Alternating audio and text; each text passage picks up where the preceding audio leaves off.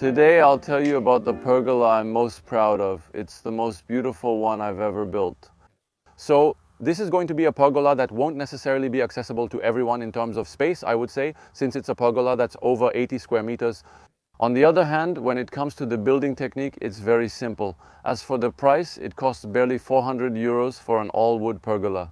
Magnificent and likely long-lasting, it's beautiful, sturdy and simple to make. We'll cover all of this in the video. It also has many uses. We mainly use it to shade the plants for sale at the nursery, support our irrigation system, and a bit for growing plants. I'll discuss that more at the end of the video. There are plenty of other things we could do with this.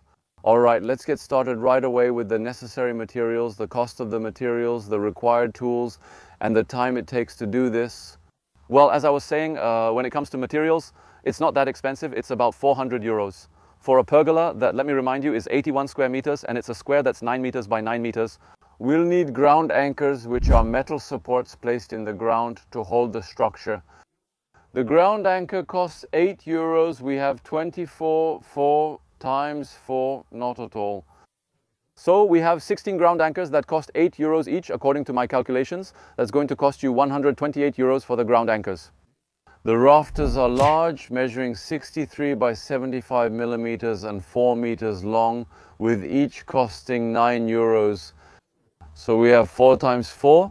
I said 16 posts, so we'll need 8 rafters at 4 meters cut in half for 16 posts of 2 meters each, totaling 72 euros.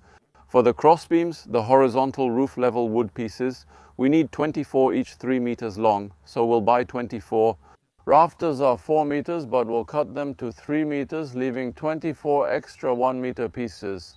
Next, we need the braces. These are all the little pieces set at 45 degrees that will provide strength and in addition, add an aesthetic touch that makes the pergola truly beautiful. We'll need 48 in total, so we'll take our 24 leftover 1 meter pieces that we set aside. We'll split them in half and we'll have 48 braces of 50 centimeters each. There you go, we could have bought 3 meter rafters and then bought other 4 meter rafters just for the braces. Using the offcuts from the 4 meter rafters saves money. I calculated a savings of about 30 euros, making this method more practical. Cut the 4 meter pieces to 3 meters and use the leftover parts for braces. For costs, 16 supports to install at 128 euros, 16 posts and 8 rafters of 4 meters. For the posts, that's 72 euros and 24 rafters at 4 meters each cost 216 euros. So the total for materials is 416 euros. In this case, I'm not counting the tools. If you already have the tools, that's fine, that's taken care of. I'm not counting screws. You'll need long ones to go through the rafters. I use 100 or 120 millimeter screws. That also has a cost, though I can't give an exact figure, but it's not the biggest expense. Let's say that for less than 450 euros, you really have exactly everything you need for the tools. So what are we going to need? So I had noted down a sledgehammer for driving in, the posts to drive in, a measuring tape and a level to make sure the posts are driven in properly. We'll see that in a moment, and to make sure they're all level. A miter saw to cut the wood, although you can use a jigsaw or a circular saw. The miter saw will allow you to get clean angles. Exactly at 45 degrees you'll see. For the braces, it's important to have very precise angles. It's important. If you want something that looks really nice, it's important. So if you're really good at cutting, you can do it with just a circular saw or a jigsaw. But for me, since I'm not a do-it-yourself pro either, a miter saw lets you get really precise, clean angle cuts. I prefer to use that. Also, I forgot a screwdriver to finish fastening everything. So when it comes to setup time, one of the longest parts was driving in the posts, getting them well positioned and all level. That took me a while, and I had to do it in several sessions. I'm not sure, but I probably spent half a day on that. And then placing the posts, the crossbeams, the whole basic structure. It took us half a day to do it together, and then all the braces, another half a day. So there you go, in a day and a half, let's say 2 days to be generous, all of this is done. That's it for that. Now we're going to move on to the practical part, and I'll try to explain all the steps to get here in as much detail as possible. So the first step, which is the longest and maybe the most annoying, will be to place, position and set all the supports where the post will go. So the pergola is a big square, as I mentioned, 9 meters by 9 meters. There will be beams that are 3 meters long. So there will be a support to set every 3 meters, which means there will be 4 rows of 4 supports each, spaced about 3 meters apart, give or take. I'm going to explain several things you need to follow to make it less of a hassle. Next, we'll have to do it in one of the 2 directions.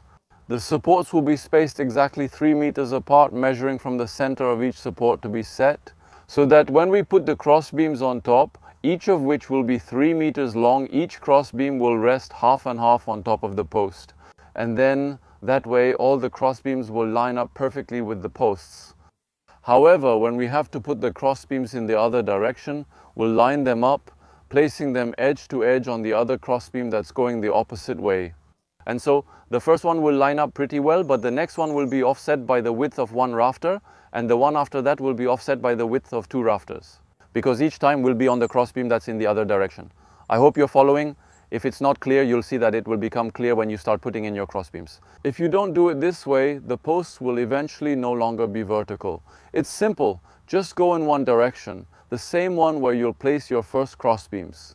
You space your supports 3 meters apart by measuring exactly from the center of the support to be planted, and in the other direction, we'll also space them 3 meters apart. Measure from the outside of each support, so there will be 3 meters between supports, with each support centered in the 3 meter gap. There you go. I hope that with the explanations and the diagrams as well, it's pretty clear. The other thing you'll need to make sure of is that all the supports to be planted must be level. If your ground is perfectly flat, plant the first one and use a level. After planting the first one, use the level for the second, third and the rest, ensuring all supports are level by the end. And if your ground is just slightly sloped, like it is at my place here, there's a very slight slope.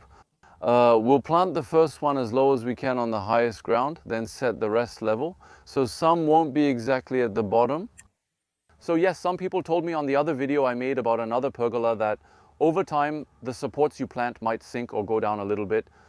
Yes, but with the strength, even if it goes down a little, that's not what's going to break the pergola over time either. So that's it. I prefer to do it this way. It's much simpler, at least, to have them level. Then we just have to measure the posts and place them, and there's no need to make any other cuts afterward. Here you go. I think this way is more practical, but do what works for you. Also, make the square as even as possible. It shouldn't be a diamond or have too many angles. Do you see from the diagram where to place all the supports? We'll use the Pythagorean theorem to ensure a right angle. That's when you'll realize some school classes were actually important. Alright, do I need to explain to you in detail what the Pythagorean theorem is? Normally you should all know it, but let's do a quick summary of the Pythagorean theorem. It says that in a right triangle, the longest side squared is equal to the sum of the squares of the other 2 sides. So, to apply this, we're going to take a 12-meter long rope and we'll mark it either with a marker or by tying knots. We'll make a mark at the end of the rope, and then we'll have spaces between the marks. We'll have a space of 3 meters, a space of 4 meters, and a space of 5 meters, which gives us a total of 12 meters. And then we'll place this rope so that the mark or knot is between the 3 meter and 4 meter lengths. So that's where the right angle will be. We'll place that mark at the right angle. Then you'll pull the rope along one side of your future structure and put in a stake. Where the 3 meter mark is on the other side, you'll have the 4 meter mark, and then you'll bring the rope together to close the structure.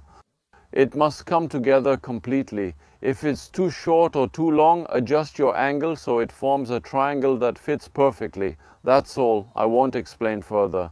Normally it's something that's pretty simple and a lot of people know about it. However, don't hesitate. If it's really not clear, I'll make a short video about it, a little short to show you how to use the Pythagorean theorem to get nice right angles. That can be useful for this structure, and when marking out or setting up a greenhouse is definitely something that comes in handy often. Going to school, even just through middle school, is helpful. The Pythagorean theorem is still useful. Alright, anyway, moving on. Now, one of the simplest and quickest parts is going to be placing the posts. Once all the supports are properly placed and leveled, you just need the 4x4's post holders cut to 2 meters. You put the posts into the ground supports and then you're almost done. A couple of small things to know. The rafters I'm using are 63 by 75 in size. The ground supports are 70 by 70, so the rafter won't fit since it's not designed for this type of support. So I'll just need to plane it a little bit on the wider side so it fits into the support. Not too complicated. Oh yeah, in the tools I mentioned, you'll need a planer. So once it's planed down a little bit, it fits into the support. In the ground supports, there are 4 holes on the sides where you can put 4 screws. So we're going to fasten these 4 screws.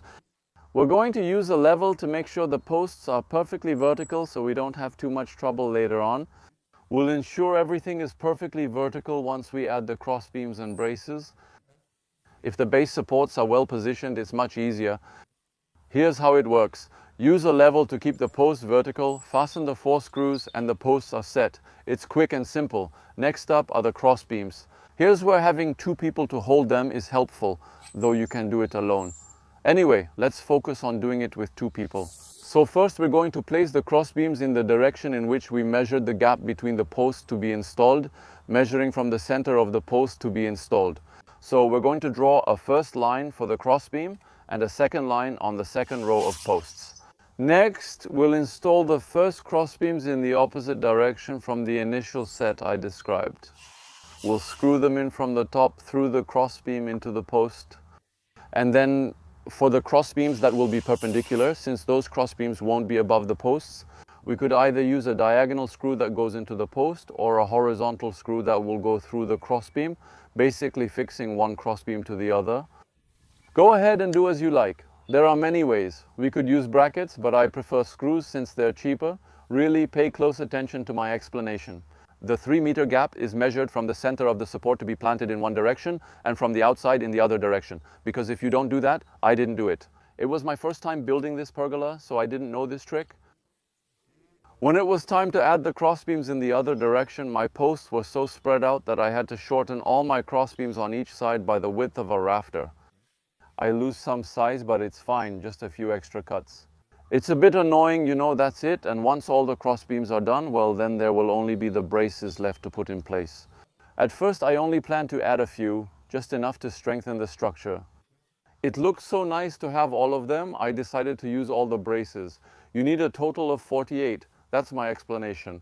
We're going to take the 24 leftover 1-meter pieces from the 4-meter rafters we had, which we shortened to make 3-meter cross pieces, so we had 24 leftovers. We split them in 2 to get the 48 braces, and we'll need these 48 braces at each end. Cut them at a right angle, not at all at 45 degrees, so that they really have this shape. And here, the tool I'm using is really the miter saw to get the cleanest cut possible so the wood fits well and it looks nice and neat. It's also very important to have all the braces exactly the same size. Aesthetically, it gives a very nice professional look, so it's good to do it neatly. Braces are spaced 50 centimeters apart and angles set at 45 degrees, neat and precise. So there you go, from this point on the pergola is finished. I mean, from here you can do exactly what you want with it. In our case, since it's mainly for storing plants underneath. J. To attach a shade cloth, it's a 50% shade cloth. That means it lets through 50% of the light, so it still gives you a pretty good amount of shade underneath. And also I installed an irrigation system that I salvaged from my old greenhouse that I had in Vaur, where I already had a nursery. We have shade and irrigation to store the plants we sell at our nursery. Since we have a nursery, I'll take this chance to mention it. We have a nursery located in Marsac-sur-Tarn, just next to Albi, which is open on Wednesdays and Saturdays from 3 p.m. to 6 p.m. We sell various forest garden plants, including fruit, perennial vegetables, and other unique items. So if you want to come see the pergola and maybe buy some plants from us, well, you're welcome anytime. Well, and on top of that, to make it look nice, and also to have some crops at the base of each post, we've set up a small growing system. So just by placing a pot with the bottom cut off, which I cut on one side so I could fit it around the post, then we filled it with soil and compost, and now we're going to plant in it.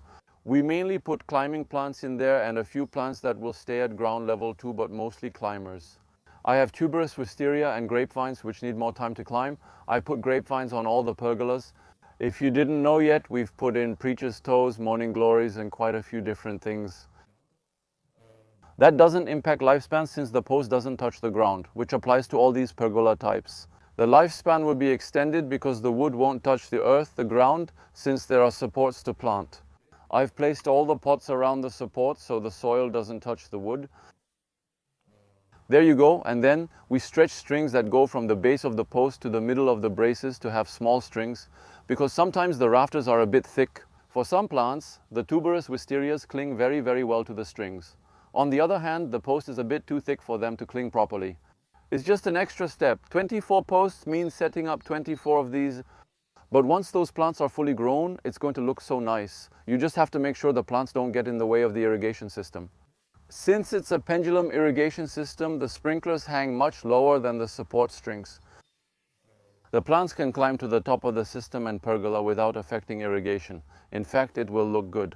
It will provide shade, keep us cool, and yield produce.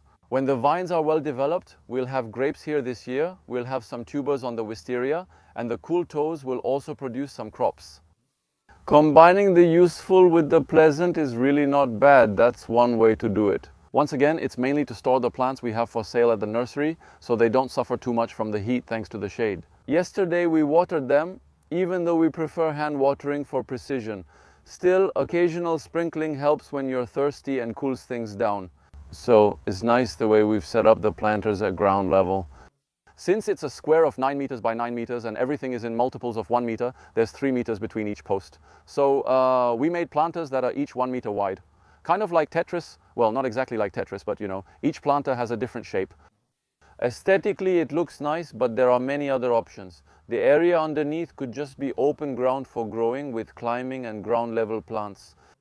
Just like I explained in a recent video on setting up crops under a pergola, I'll add links in the top right corner of the video to my other pergola videos, where you can see how to build a simpler, smaller pergola and how to set up crops underneath. I've also made more videos on that topic. I also wrote a book covering many ways to set up your garden, with a large section on pergolas, their types, and how to grow plants on them. The book mainly focuses on different crops, not other methods. Besides growing crops, you could build a pergola for tables and chairs to stay comfortable during a heat wave. Having coolness thanks to the plants, having fruit production, there you go. With a bit of imagination, once again, you could do all sorts of things under this kind of pergola. And the aesthetic side, I admit it really makes you want to spend time underneath it. I told you I was proud of this pergola. It's truly the most beautiful and the most accomplished one I've ever made. And yet, once again, I'm really not a handyman at all. But this kind of structure is so accessible that, honestly, if you have the space, the time, and even just a little bit of resources, don't hesitate, go for it. Let me know in the comments if you already have pergolas, or if you have other ideas or ways to set them up or use them. Even if you don't have one, use your imagination and share in the comments how we could use these pergolas. Alright, I'm at the end of this video. I hope it will be useful to you, that it will give you lots of ideas and make you want to have pergolas at home. If you enjoyed it, share the video with others and give it a thumbs up. It's always nice. Subscribe if you don't want to miss the next videos. And if you want to support me financially, I'll also put a little link up there on the right to my Typee page, where you can support me financially. And thank you to everyone who does and will do it, without whom I wouldn't be able to take the time to do all this. Thank you all. Happy do-it-yourself and planting. See you next time.